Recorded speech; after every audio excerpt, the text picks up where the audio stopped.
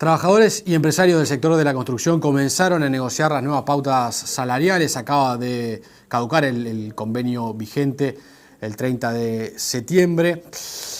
¿Cuán cerca se está de un acuerdo que recién se está conversando? De eso vamos a hablar con el presidente de la Cámara de la Construcción, Ignacio Otegi, que está con nosotros. ¿Cómo le va, Otegi? Buen día, un gusto. Gracias por haber venido. No, con todo gusto. Gracias por la invitación. ¿Cuán cerca están? Bueno, recién empezamos a conversar. Hasta ahora lo que tenemos es una idea de lo que el Zunca tiene dentro de su esquema de plataforma o de cosas que les gustaría poder conversar y ver qué se puede acordar y qué no. Y del otro lado tenemos las posturas del Ejecutivo, que son bastante claras y simples, que son la pauta salarial, que tuvo el cambio que hizo el presidente, que bueno. Y en definitiva, y después está la posición del sector empresarial, que en realidad nos hemos convertido en tomadores de posiciones ajenas y nosotros tratamos de ver qué es lo que podemos articular. Esta lógica de poner pautas el Ejecutivo y los sindicatos venir con su esquema o su plataforma, lo que hace es que el sector empresarial en general esté en una actitud de dar respuesta. ¿Eso es bueno o malo? No sé, es lo que ha ocurrido en los últimos convenios. En todo caso, recién empezamos a conversar, tuvimos 2 reuniones y yo no podría decir que estamos ni cerca ni lejos. Tenemos claro de dónde está parado el Zunca, tenemos claro cuáles son las posturas del Poder Ejecutivo y tenemos claro lo que nosotros entendemos que debe ser un convenio. Ahora, ¿el sector empresarial está más cerca de las pautas del Ejecutivo o de lo que el Zunca aspira? Yo creo que en el fondo estamos... A ver, si la respuesta implica, estoy de acuerdo con el Ejecutivo y punto, no estamos de acuerdo con el Ejecutivo y punto, tenemos algunos matices. Tal vez un matiz sea la periodicidad del aumento. En esta pauta o en esta serie de pautas, el Ejecutivo ha manifestado ajustes semestrales, por ejemplo. Nosotros preferimos el ajuste anual. Creo que dio mucho trabajo llegar al ajuste anual. Y creo los trabajadores también pretenden... Está bien, pero en definitiva, nosotros, digo lo que nosotros opinamos, ellos opinan eso. Y esa puede ser un matiz, si eso es sustancial para que el Ejecutivo diga yo no acompaño un convenio en estas condiciones, bueno, no lo sé, sabemos lo que nos transmitieron, quedaron en hacer consultas. Y lo segundo, que puede ser un tema que sí, eso puede ser más discutible, nosotros no tenemos inconveniente porque al final lo vamos a pagar, que es cerrar la brecha entre el aumento dado y la inflación transcurrida en un año. ¿No tienen problema en cuándo hacer ese ajuste? No tenemos inconveniente en hacerlo en el primer año en lugar de los 18, a los 12 meses en lugar de los 18. ¿Qué es lo que propone el Ejecutivo? ¿Qué es lo que está proponiendo el Ejecutivo? Nos parece... Quiere decir que en ese sentido están más cerca de los trabajadores. En ese sentido nosotros tenemos nuestra postura. Nuestra postura ya la hemos manifestado y es esta, la que terminamos de hablar. Si el Ejecutivo está en condiciones de cambiar o modificar en algo esa pauta y acercarse a la postura que estamos expresando nosotros, bueno, es posible que podamos llegar a un acuerdo más rápido.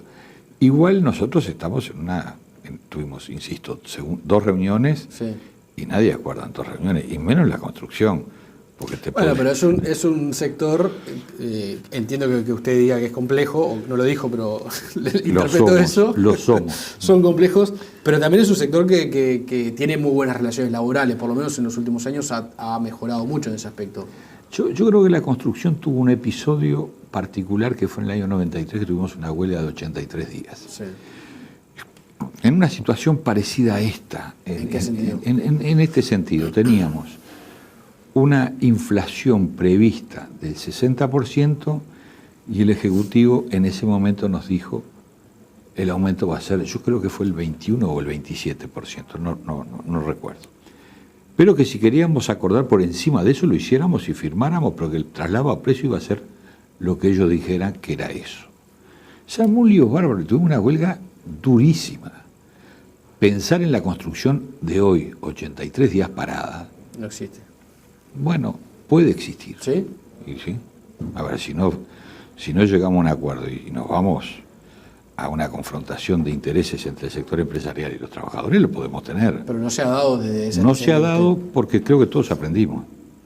¿Pero usted cree que es posible hoy, en el escenario actual, una huelga de... Digamos, no digo la huelga porque la huelga no la definen ustedes. Te la voy a decir de otra forma.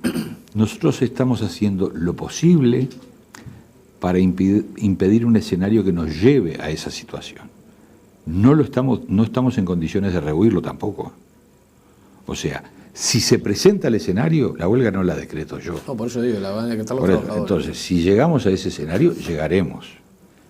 La intención es no llegar y hacer los esfuerzos posibles para tratar de evitar. ¿Ese mensaje que usted está enviando, se lo está enviando al gobierno? A todos. ¿O a los trabajadores? A todos. Si todos tenemos que ver acá, ¿vos crees que no? ¿Vos crees que este es un acuerdo entre empresario y trabajador y el Ejecutivo no tiene nada que ver? No, no tiene nada que ver, no, pero pueden acordar empresarios y trabajadores con que acuerden. ¿Y con qué traslado a precio? ¿O vos no trasladas a precio? ¿Quién es dueño de este canal no traslada a precio? Pero usted me acaba de decir que está bastante cerca de la posición de los trabajadores. Pero eso que tiene... A ver, te lo voy a decir de otra forma. ¿Vos me querés hacer decir...? No, a ver, vos querés que yo diga... Yo le pregunto para que usted lo aclare. Lo digo de otra forma.